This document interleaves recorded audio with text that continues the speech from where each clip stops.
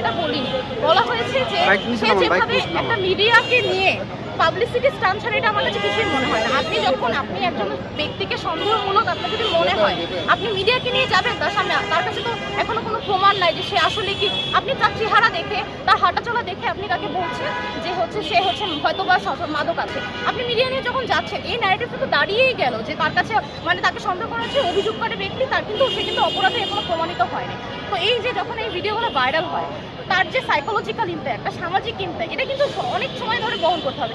এবং শুধু এই ঘটনার কথা আমি না বলি, গতকালকে ধানমন্ডি লেকে দেখা যায় যে একটা কিশোরকে সে শুটিং দেখছিল দাঁড়িয়ে, অথবা এখানে আমি শিখছিল না কোন জায়গাটাতে, সে শুটিং দেখছিল, পুলিশ এসে তাকে বলে যে মানে তাকে সার্চ করে তাকে থাপ্পড় মারে। এই কাজটা তো পুলিশের না, সে কোনোভাবেই কিন্তু পুলিশ কারো গায়ে হাত তুলতে পারে না, এই অধিকার তাকে দেওয়া হয়।